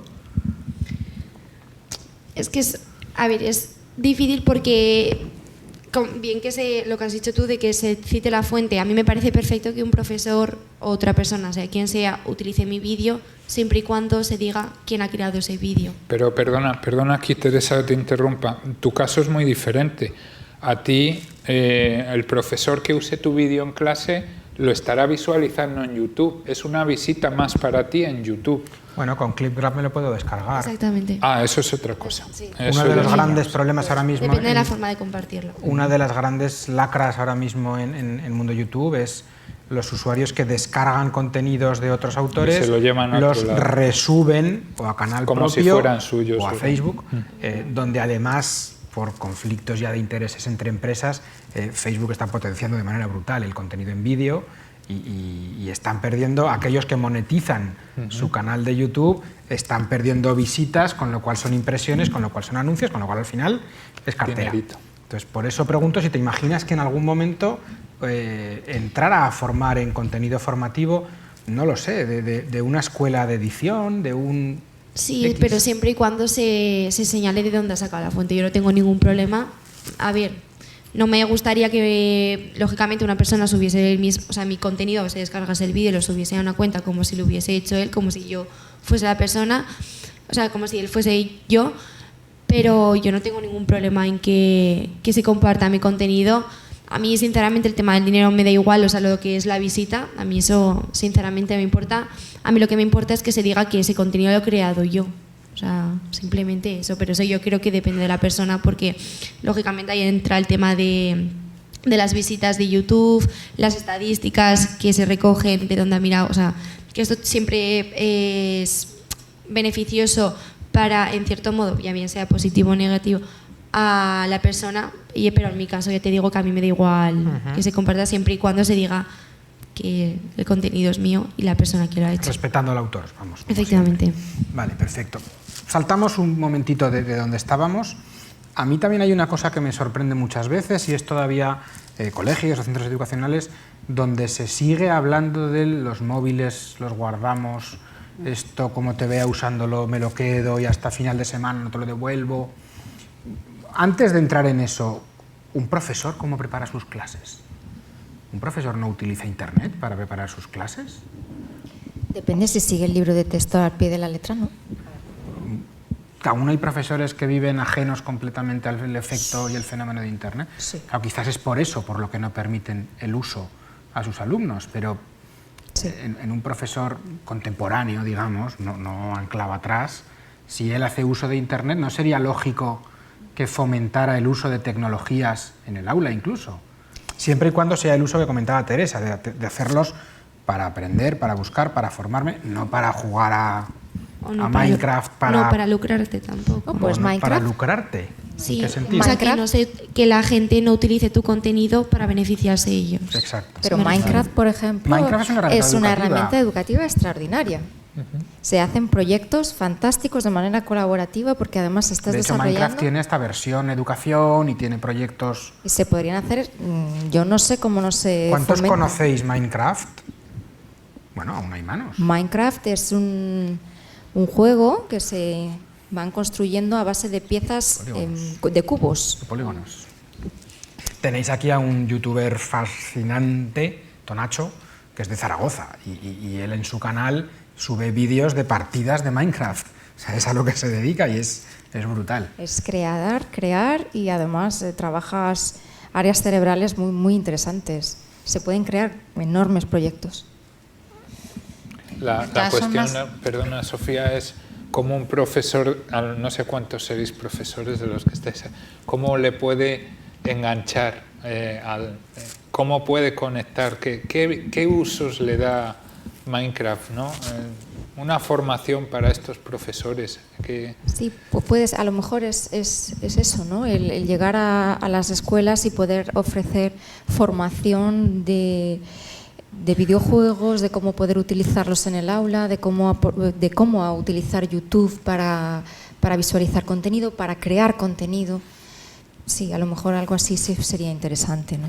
Sí, yo iba a decir eso, ¿no? Que yo no conozco ya no profesores, ¿no? A ningún individuo que le descubras una herramienta que pueda ser útil en su vida diaria y que no le dé uso y que encima le vea un valor positivo, ¿no? Pero claro, esto hay que enseñar y hay que acompañar en la práctica. Y luego dirán, ¿cómo no vi yo esto antes, no? Sí, pero también es una cuestión, nosotros como estamos educados en el pensamiento convergente, o sea, no salimos de fuera de la caja, no pensamos más allá. Nos dan algo y dices, pues sí, pues esto es así y lo hace. Ahora, si poco a poco te vas acostumbrando a ver que hay otras maneras de aprender, que hay otras maneras de educar, poco a poco vas creando y, como decía Ken Robinson, lo plantea muchas veces, la creatividad se aprende. Y si poco a poco vas creando y pruebas, oye, si no ha salido bien, pues lo haces otro día un poquito mejor, ¿no? Si el error es parte del aprendizaje. Aquí veo a Lucas que se está haciendo su canal de vídeo desde hace poco, aprendiendo. Hoy le he visto cómo está aprendiendo. Lo siguiente es Minecraft. A ver. Sí, pues hay proyectos muy interesantes con Minecraft. Pero también es un problema de perspectiva, ¿no? De cómo quieres ver aquello que te viene. Hay quien decía que ante la ola es de tontos intentar frenarlas y es mucho más inteligente aprender a surfearla. Y esta es la ola, que tú puedes ponerte como quieras, pero te va a pasar por encima. O agarras la tabla y te pones a remar, o esto nos supera. También es una visión de la educación. Como profesor, tú, ¿qué rol tienes? ¿Qué rol has adquirido? ¿Y cómo te ves frente a tus alumnos? ¿Como un mero transmisor de contenido, de información? ¿O ves la educación de una manera global, donde lo que quieres es que tus alumnos desarrollen habilidades, destrezas, que sean creativos, que piensen, que se equivoquen? Eso es un rol de un educador actual, ¿no? Así por lo menos lo veo yo. Jugando con el cómo se ven las cosas y las perspectivas y las interpretaciones, ¿copiar de Internet es aprender? Y te lo digo a ti como Rincón del Vago. Vamos a ver, Lucas, copiar y pegar no Vale. es aprender, ¿vale? Vale. Eso lo queremos dejar muy claro. Pero, ¿Cuál ¿cuál es el pero? El pero es que en ese proceso de copia yo creo que algo queda. Algo queda. Son las chuletas que me hacía yo de pequeño. Bueno, el arte de chuletear yo creo que es un buen sistema, por ejemplo, para aprender puntos básicos, hacer resúmenes perfectos y, ¿por qué no?, para ejercitarte incluso en otras habilidades, ¿no? De capacidad de síntesis, comprensiva. Sí, desde luego. O sea, ¿qué son los mind maps hoy en día sino chuletas? Es que son chuletas.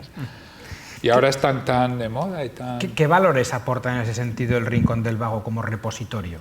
Si decimos que la finalidad obviamente no es el ofrecer la posibilidad de que entre alguien, busque el documento, copie y pegue, ¿qué tipo de habilidades crees que desarrollamos los que usamos Rincón del Vago? Yo aquí quiero ser muy claro, la mayoría de nuestros usuarios previamente han buscado nuestro contenido en Google.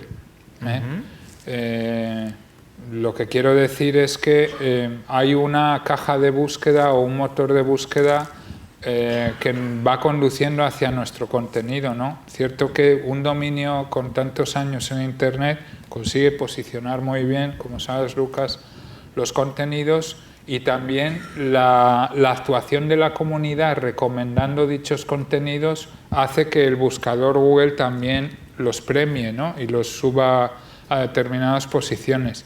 Quiero decir que da igual la fuente de donde se obtenga finalmente el documento. Si el documento está bien, el documento ha sido de utilidad y te ha servido para algo, ¿vale?, como fuente de información, como fuente de inspiración o como fuente de recuperar algo para tu propio trabajo, ¿no?, o te ha facilitado una habilidad, pues bienvenido sea. E indudablemente la capacidad de buscar, de saber interpretar índices, correcto, de saber cómo navegar por la locura de ruido que ahora mismo Internet se está convirtiendo en una cámara de resonancia de ruido, donde la diferencia entre señal y ruido cada vez cuesta más encontrarla. Tú asentías con la cabeza. Es muy difícil buscar en Internet lo que estás buscando. ¿Ves? Y la percepción general es de entro en Internet y ya está. Pero no es así. Yo me pego más horas buscando información que haciendo el trabajo. Fíjate. Siempre ves el Rincón del Vago el primero, eso sí que hay que decirlo, y siempre me he metido. Pero porque buscarás resumen más algo. No, información, o sea, yo qué sé, por ejemplo, el ejemplo de todo el rato. Don Quijote de la Mancha, por ejemplo, tuve que hacer un trabajo bastante amplio de Don Quijote de la Mancha y por supuesto que busqué resúmenes de cada uno de los capítulos que en Rincón del Vago los encuentras perfectamente. Pero yo había cosas concretas que, por ejemplo, en esta página no estaba, pero a lo mejor en la segunda página no estaba, a lo mejor estaba en la quinta página, en el 10º link. O sea, no está la información siempre tan disponible como tú la buscas, porque yo soy la típica que busca literalmente lo que está buscando, o sea, con pelos y señales, la busco literalmente. Y no siempre sale, pues a veces tienes suerte y aparece en el primer link, pero a veces no tienes suerte y tienes que estar horas y horas y horas buscando la información que realmente quieres, porque a lo mejor te aparece 2 líneas de información, pero tú no necesitas 2 líneas de información, tú tienes que desarrollar una pregunta con bastante más. Entonces, yo creo que la labor de buscar información en Internet es bastante difícil. ¿Y no debería de ser parte del material formativo? Enseñar a gestionar o enseñar a vivir en esta locura de enlaces, hiperenlaces. Bueno, lo digo, hablamos a la vez, además a coro, seguro. Es que yo los observo, la capacidad que tienen ellos de discernir, desde luego, es muchísimo más que la nuestra, pero es que ellos también están en ese entorno de aprendizaje. Antes teníamos un libro, estaba la lección 7, era lo que te leías y no tenías más información. Ellos están abiertos por completo a todo lo que es el mundo informativo, ¿no? Por lo tanto, yo creo que es que en su proceso de aprendizaje también están adquiriendo esta competencia, ¿no?, de discernir, de buscar, de saber. Y dentro de las escuelas se debería trabajar y desarrollar porque es una de las competencias que la ley nos dice que debemos desarrollar. Aplicando el método como tú consideres. Sí, señor. ¿No es importante también enseñar a contextualizar el conocimiento? Es lo más importante. Si no le das sentido, no se aprende, solo se memoriza. y Esto luego es se el olvida. cuéntame y lo olvido, házmelo vivir y lo recordaré para siempre, que decía Así es. Franklin, creo que era. Sí. ¿Y esto cómo lo aplicamos ahora en educación? ¿Cómo hacemos a alguien vivir la generación del 27? Si es que hay que seguir estudiando la generación del 27. ¿O cómo hacemos a alguien comprender la situación actual de Oriente Medio? El problema en Persia, Siria, ¿qué es? ¿Cómo hacemos a alguien? Una cosa es contextualizar el aprendizaje y otra cosa es negarse a aprender lo que ha sucedido antes. Ajá. Es muy importante reconocer nuestros orígenes y nuestra historia y lo que ha pasado, y es necesario identificar pues, toda nuestra historia y tenerla clara para saber en qué punto estamos, cómo hemos llegado hasta aquí y evitar errores que hemos podido realizar en el pasado. Todo hay que contextualizarlo y es muy importante. Eso no quiere decir que no haya que aprender la historia. Pero ¿cómo se puede aprender la historia o cosas o situaciones pasadas? Pues mediante proyectos, mediante investigaciones, fomentar la curiosidad. Hay 1000 maneras, seguro que los alumnos se hacen 1000 preguntas y a partir de la pregunta cualquier investigación parte. Una pregunta y a partir de ahí tiras y se genera conocimiento. Pero lo que hay que fomentar es investiga, pregunta, ¿qué quieres saber? ¿Qué te apetece conocer de aquí? ¿Cómo iban vestidos? Pues venga, tiramos de ahí. Tú como alumna en tu periodo anterior a la universidad, ¿sentías que podías tener esa libertad de hacer preguntas? ¿Sabías cómo, dónde, a quién hacer esas preguntas que quizá te podían surgir? Quizás en el último curso, sí, en segundo bachillerato, sí, porque ya tenía un poco más... Pero ya eras más mayor, ya eras exactamente, más pero de madura. pequeña o a mis padres o a los profesores. Y si no, lo que no diga el profesor o mis padres no existe. Y ya está, y no era más Es curiosa. curioso el punto de vista luego, no de las teorías dominantes, sino de un mundo real. Sí, yo he dicho antes que vivimos en dos mundos paralelos. Ahora mismo hay una conciencia de cambio y hay muchos centros que ya están en ello y hay otros que todavía no han cambiado. Uniéndolo con estas diferentes percepciones, yo creo todavía detectar en muchos padres el miedo a la pérdida de control que supone para ellos Internet. Aquí yo es que está y lo aprende todo, es que no le hago falta, por así decirlo. Pero ¿no creéis que también es cierta la contraria? Al final, yo soy profesor, yo hago uso de las tecnologías, yo entrego a mis alumnos unos contenidos fuera del aula a través de herramientas metodológicas distintas y tecnológicas. Yo tengo conocimientos de si tú has abierto el enlace, si tú has visualizado el vídeo, si tú has reenviado el contenido. ¿No nos está dando también más cercanía? ¿No puedo enviar un email al profesor a las 7 de la tarde si está disponible? Por supuesto. Que esa es la siguiente. Mucha herramienta. Estamos pidiéndole al chaval que haga trabajos a las 7 de la tarde. Sí. ¿Está el profesor disponible a las 7 de la tarde? Pues depende del profesor, depende de la materia, pero sí que en algunos casos sí que se pueden encontrar que reciben la contestación en ese momento. Y ese podría ser un elemento motivador. Por supuesto. Yo tengo una cuenta de Twitter específica para mis alumnos, con un hashtag. Tú eres rara y lo sabes. Sí, yo soy rara, sí, voy a confesarlo. Decirme, te queremos, Debo. Soy rara. Mi profesor de geografía el año pasado nos dio su WhatsApp para preguntarle las dudas. Fíjate. Las 24 horas del día. Pero eso lo hacía él solo. Pues Los eso demás es profesores otro decían profesor, a partir de las 2:30 Igual no os existo. conocéis. Seguro, seremos de la misma escuela. Sí, y a mí me resulta muy gratificante encontrarme tweets y infografías y a las 11, un viernes, ¿por qué no? De pronto se ha acordado de algo interesante y lo está contextualizando en ese momento. O sea, yo ahí es donde realmente veo que está aprendiendo el alumno. ¿Qué edad tiene ese alumno? 18, 19 años.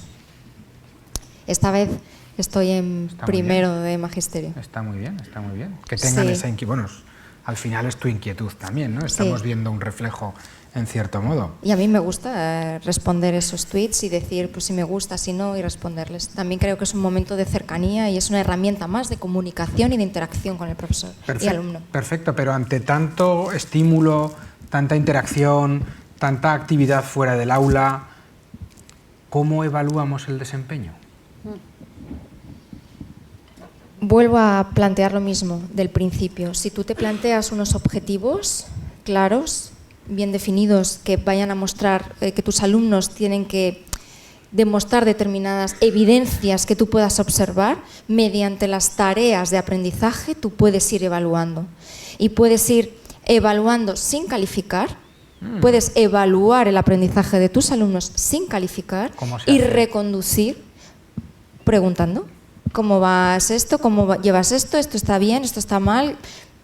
Podríamos hacer un cuestionario simplemente o un juego, que lo podremos hacer luego, y mediante esas opciones y esas herramientas tú ves, incluso de manera anónima, cómo el grupo está aprendiendo, dónde está, que funciona, que no, qué contenidos están quedando claros, qué conceptos están confusos, y tú reconduces tu actividad a partir de ahí, evalúas el aprendizaje sin calificar. Incorporando elementos de gamificación, por ejemplo. ¿Y eso se aplica realmente luego en colegios? Sí. Y además, como dice Débora, realmente es un elemento súper motivador para ellos, ¿no? No todos los alumnos llevan el mismo ritmo, ni tengo que estar enfrentándome constantemente a mañana control. Lo puedes hacer de manera anónima incluso, para que ninguno se sienta que se está poniendo en evidencia. Esto es muy Claro, importante. claro. Porque al final, en determinadas edades, las vergüenzas, los miedos al ridículo, todo eso es muy fuerte. ¿Tú crees, Teresa, que las tecnologías sirven para que los chavales superéis, iba a decir superemos, mira, oye, aquí Qué joven te veo, qué joven te veo. me estoy viniendo arriba, las vergüenzas, los miedos al ridículo? Totalmente. Pero vamos, o sea, 100% sí. Porque, bueno, ya he hecho el ejemplo antes de que yo en geografía tenía que hacer vídeos para asignatura y tal, y una de las finalidades del profesor era que las personas nos preparásemos bien para el futuro, para las nuevas tecnologías y bien para que perdamos esa vergüenza, porque tú no vas a estar siempre detrás de una mesa, un escritorio escribiendo. Habrá un día en el que te tengas que exponer a una conferencia, tengas que dar una charla sobre el tema en el que tú estás especializado, y si tú no has trabajado esa exposición al público, el día que te toque no lo vas a saber hacer.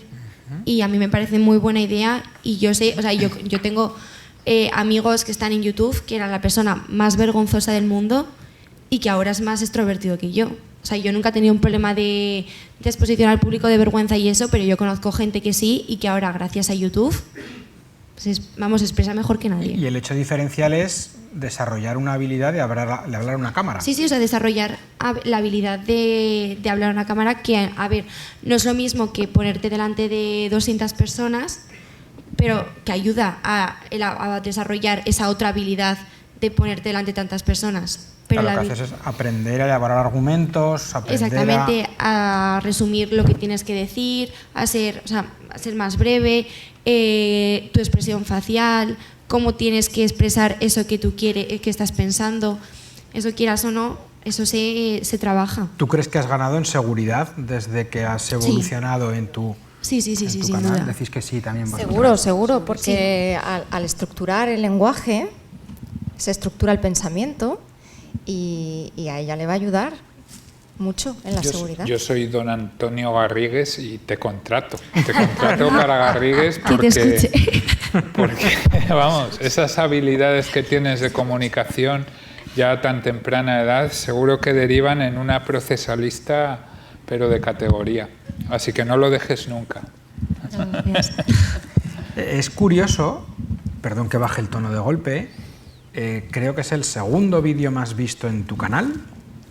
Es un vídeo en blanco y negro, en el que sales en blanco y negro porque se nota menos que estás llorando, en el que lo que haces es enfrentarte a los comentarios negativos que habías recibido, en este caso en concreto creo que era en otro canal, era en Snapchat y en Instagram, y donde tú sentías o te acusaban de que habías contestado de forma poco adecuada. Y bueno, con todo eso construyes un mensaje, un vídeo que tienes que interrumpir y editar y copiar y retomar la grabación. Claro, cuando tienes sus vídeos, para los que no sepáis, tienen de media entre 40 y 50.000 visualizaciones. El vídeo que os estoy comentando está en 130 y tantas mil. Ya querrían programas de la televisión tener esa audiencia, ¿vale? Es mucha la presión de saber, yo estoy aquí sola en mi habitación, jiji, jaja, pero es que hago clic y ¡boom! Muchísima. Porque yo siempre me he mostrado como soy, o sea, en YouTube siempre me he mostrado tal y como a mí me gusta ser, bueno, y como soy, vaya. Y es bastante duro porque eso en YouTube, al estar expuesta a tanta gente, pues vas a encontrarte al igual que la vida, o sea, es que esto es como la vida cotidiana, te vas a encontrar a gente a la que no le vas a gustar. Haters, y hay gente con hate. que no tiene, sí, los haters, vaya, que hay gente que no le vas a gustar, lógicamente no le vas a poder gustar a todo el mundo, ni tampoco lo pretendo. Y eso es bastante duro y es una de las responsabilidades que tú asumes a la hora de enfrentarte a YouTube, de que te vas a encontrar a gente que no tiene ni un mínimo de educación, que no sabe nada de ti y se cree que por subir un vídeo de 10 minutos ya sabe todo de ti, que por enseñar, yo que sé cómo está organizado tu armario, ya sabe todo de qué piensas tú sobre la moda y eso la verdad es que se junta con los problemas personales que tú tienes, al igual que cualquier persona. Yo, por subir vídeos a YouTube, no soy distinto ni a vosotros ni a nadie, simplemente pues me dedico a subir vídeos en YouTube, que es una plataforma pública en la que juegan muchas personas, y eso la verdad es que es bastante duro, y más si estás teniendo, yo que sé, problemas personales de lo que sea, o simplemente que no tienes desarrollada no tienes autoestima, por ejemplo, no tienes autoestima, y si tú no tienes autoestima y una persona te dice ya la mínima un insulto, una crítica, lo que sea, pues te afecta. Yo, sinceramente, no es que sea una persona que tenga poca autoestima, pero cuando recibes muchísimos comentarios malos en un trabajo, algo en lo que has implicado muchísimo trabajo, te faltan el respeto en alguna cosa que, por ejemplo, yo qué sé, en mi caso fue aspectos físicos o algún vídeo que había hecho, alguna contestación, pues, jolín, yo, vale, pues me muestro como soy una persona alegre, muy extrovertida, pero es que uno de mis defectos es la prepotencia. Y a mí, cuando una persona me dice algo mal, yo tengo el impulso de responderle, que no le falte el respeto ni nada. Yo respondí a comentarios que sí que eran una falta de respeto, pero yo en todo momento sí que intenté guardar el respeto, pero al fin y al cabo en ese vídeo me disculpo por si le había molestado a alguna persona. Pero bueno, yo creo que YouTube no solo te tienes que mostrar el lado bueno, que es lo que quiere la gente ver, sino también, o sea, si la gente quiere ver a la persona real, que es como yo me muestro, tienes que ver las dos facetas. Por contextualizar, por aplicar lo que decías tú antes, tu canal realmente ha explotado en 7, 8 meses y pico. Sí, 8 y medio. 8 meses y medio, o sea, ha pasado de en casa le conocen a hay 100.000 personas que ven cómo se viste por las mañanas para ir al cole. Porque además son vídeos, en tu caso haces los Get Ready With Me, el sí, prepárate. O sea, prepárate conmigo, cosas de las tendencias de moda, que es a mí el tema que me gusta tratar. Explica un poco qué es un Get Ready With Me, que igual hay gente que no sabe, pero esta chica, ¿qué hará en YouTube? Vale. ¿Qué es un vídeo de esos? Pues, a ver, Get Ready With Me en inglés es un prepárate conmigo, y son vídeos que consisten simplemente en mostrar pues un outfit, un maquillaje y un peinado. O sea, más outfit lo que es haces, la ropa que lleva puesta. Eso, la ropa. Entonces, simplemente pues muestras lo que haces tú por la mañana, o sea, lo que puede hacer una persona como todos nosotros, pero simplemente lo grabas en vídeo porque a una persona que es de tu edad o más pequeña o más mayor, pues le puede servir de inspiración, o simplemente pues para aprender cómo se maquilla o las nuevas tendencias, o simplemente aprender cómo lo hacemos una persona más. Para que veáis el nivel de interés que puede despertar en sus pares, en sus iguales, en el grupo, el saber, oye, ¿y cuál es tu maquillaje favorito? Yo ya lo sé.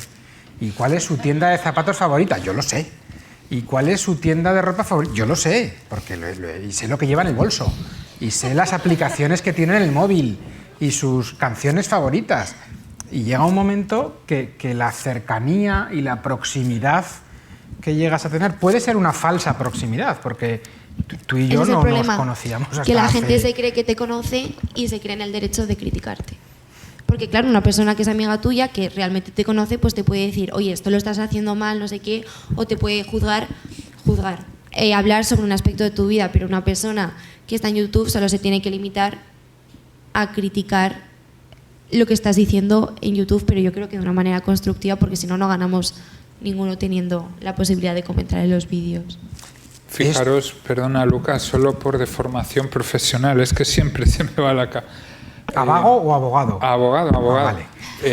Ahí hay un tema, un rollo de privacidad muy, muy interesante y que da mucho juego, que es el Big Data, ¿no?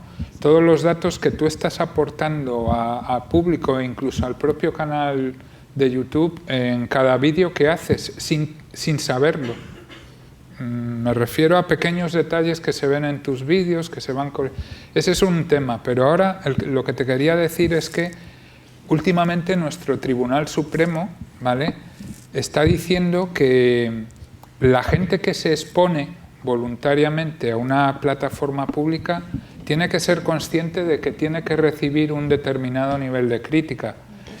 Entonces, lo que te quería decir más o menos es que ahí tienes que separar la crítica con la lesión al derecho al honor, ¿vale? O sea, entonces es cierto que la crítica molesta, y yo como pequeño consejo que te doy, porque el Rincón del Vago también ha recibido a lo largo de su historia mucha caña, ¿no?, es un término, una terminología inglesa que Don't feed the troll. Don't feed the troll.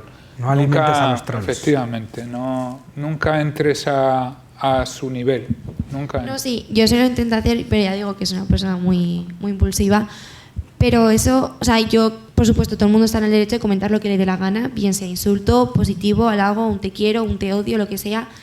Pero yo creo que para poder estar con ganas en esta plataforma siempre hay que guardar un respeto, bueno, no solo en esta plataforma, sino en toda tu vida, el derecho, o sea, el respeto a las personas. Y eso es lo que yo sí que intento expresar en este vídeo, y lo que intento expresar de que, ¿y tú quién eres para decirme a mí, o sea, para insultarme a mí? Pero al igual que, ¿y tú quién eres para decirme que soy guapa o feo, no sé qué? Entonces, no sé, es un tema bastante conflictivo y la gente siempre tiene opiniones muy... Yo difiero de una cosa que has dicho. Todo el mundo tiene derecho a expresarse, insultarme. No, insultarte no tienen derecho. El insulto no es un derecho. El insulto no, es una falta de respeto, te pueden criticar o le puede gustar o no, pero el insulto no está permitido.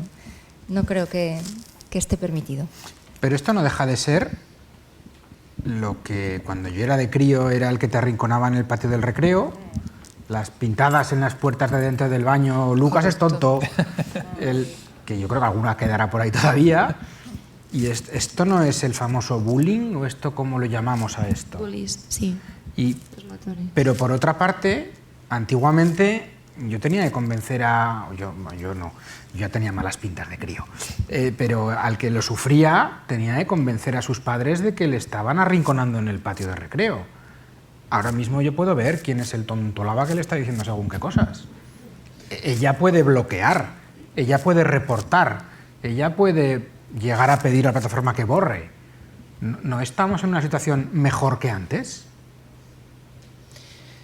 Sí, pero hay que aprender en qué situación estamos y en qué entorno están. Ajá. Sobre todo en qué entorno están. Como todo hay que aprender a gestionarlo. Y claro, y es un entorno abierto.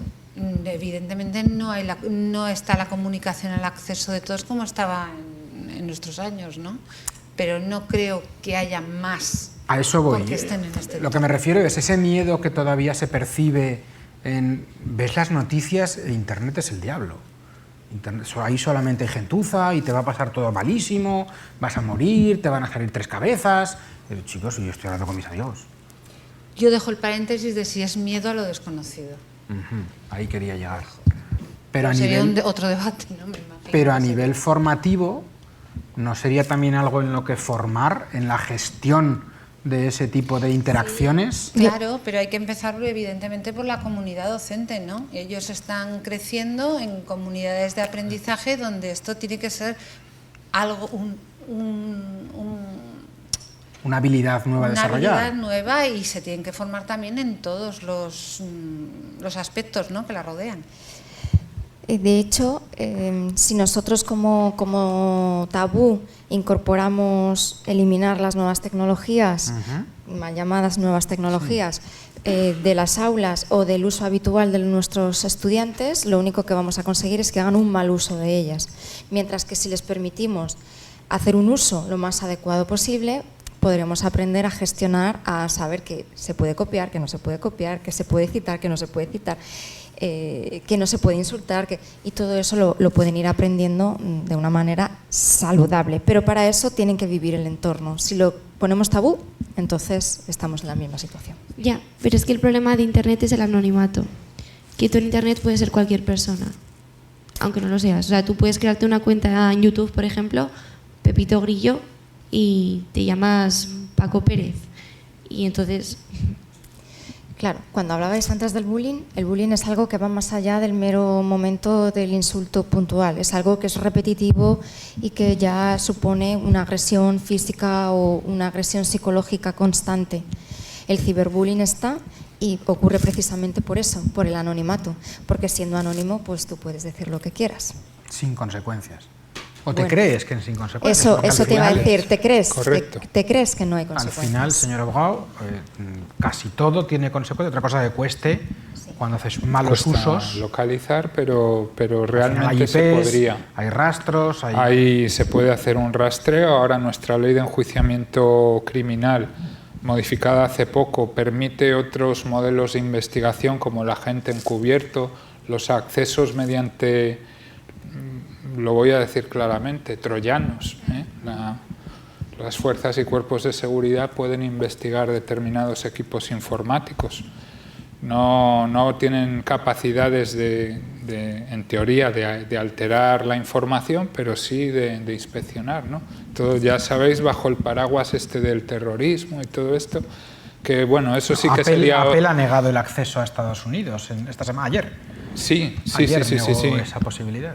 Lo ha negado y estamos ahora examinando ahí un foro de abogados de derecho tecnológico las implicaciones de esa negación, ¿no? Y de a dónde queremos llegar en ese afán de investigar la vida privada de los usuarios. Mira, se estima, yo me quedé frío con este dato, solo lo introduzco así. Había una publicación hace poco, no recuerdo la fuente, pero que decía que debido a los sistemas de espionaje de la NSA en Estados Unidos, con sistemas de escucha telefónica e intervención en Pakistán, habían muerto casi 4.000 o 5.000 civiles inocentes, en los que los servicios de investigación se habían equivocado. Esto es un debate más amplio, pero ¿hasta dónde queremos llegar, ¿no? Tanto con la tecnología como con la investigación de la tecnología? Da muchísimo juego. Por retomar el tema que nos trae aquí, y además me gustaría, que por horario va a ser la última pregunta que plantea la mesa, con todo lo que estamos viendo, tecnologías, profesión, todo lo que hemos estado hablando ahora, ¿creéis que estamos formando y preparando a la actual generación de alumnos para las profesiones ya no de mañana, de hoy? Si yo quiero en mi empresa contratar a un, y vamos a decirlo en inglés para molar más, un social media strategist, un community manager, un llámalo como quieras, ¿tienen ahora mismo los compañeros de Teresa la formación, los conocimientos y las habilidades suficientes para incorporarse a este mundo que no les está esperando? Creo que en este momento hay mucha autodidacta. Pero eso no es formación. Están buscando la vida porque están ahí en el uso de herramientas. Ahora, también creo pues que ya hay un movimiento fuerte en la comunidad docente y una sensibilización y unos ya están, otros están empezando, otros están pensando cómo empezar. Pero creo que en este momento es realmente donde ya estas preguntas están empezando a formar parte de su vida diaria, ¿no? Como comunidad docente sobre todo. ¿Compartes la visión? Totalmente, y de hecho es una habilidad ser autodidacta, así que bueno, hemos conseguido algo, que sean autodidactas y que sigan aprendiendo, porque tienen que aprender, igual que tenemos que aprender los demás, sin dejar de aprender toda la vida, ¿no?